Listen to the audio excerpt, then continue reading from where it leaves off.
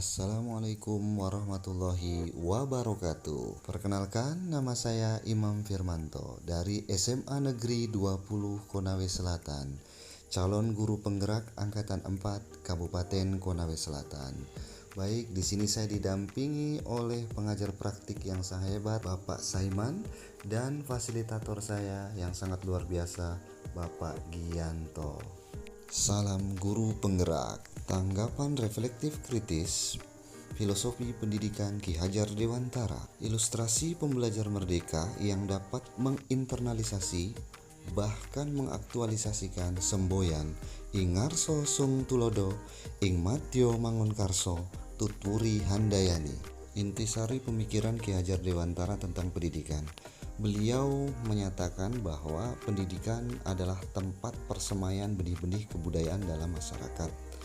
Ki Hajar Dewantara mengibaratkan benih-benih ini sebagai anak-anak didik dan petani atau tukang kebun sebagai pendidiknya. Walau benih ini bukan bibit unggul, bila dirawat dan mendapat cahaya matahari yang cukup, benih ini tentu akan tumbuh dan menghasilkan.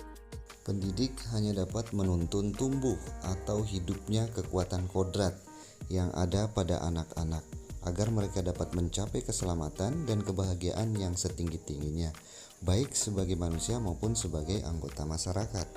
Pendidikan itu tidak statis, tetapi dinamis dan fleksibel, serta bergerak mengikuti yang pertama itu kodrat alam, yang kedua kodrat zaman, dan yang ketiga itu budi pekerti.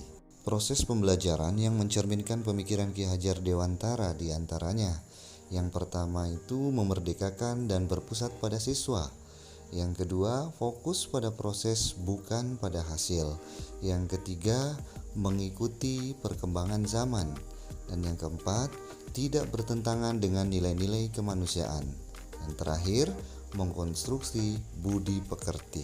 Yang akan saya lakukan agar proses pembelajaran bisa mencerminkan pemikiran Ki Hajar Dewantara terwujud dalam kelas atau dalam sekolah, itu yang pertama tentu saya harus mengenali potensi atau bakat yang dimiliki oleh peserta didik. Kenapa? Karena setiap anak itu unik, memiliki karakter yang berbeda-beda. Yang kedua, saya akan merancang pembelajaran yang berpusat dan mengedepankan keaktifan pada siswa.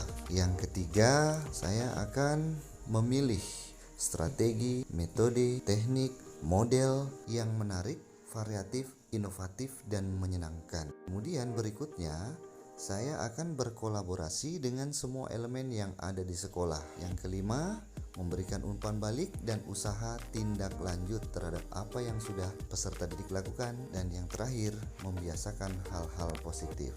Konsep pemikiran Ki Hajar Dewantara yang sudah saya terapkan, contohnya ada beberapa hal. Yang pertama, pada proses pembelajaran jarak jauh, kemarin kami menggunakan Google Meet dan Zoom untuk melakukan pertemuan virtual. Nah, contoh yang lain, pada saat proses pembelajaran, anak-anak saya berikan tugas membuat video pembelajaran. Nah, ini menunjukkan bahwa proses pembelajaran ini juga berpusat pada siswa. Yang berikutnya, tentang budi pekerti, saya terapkan pada saat proses pembelajaran, dimulai dengan salam, berdoa, menegur, menanyakan kabar, dan lain-lain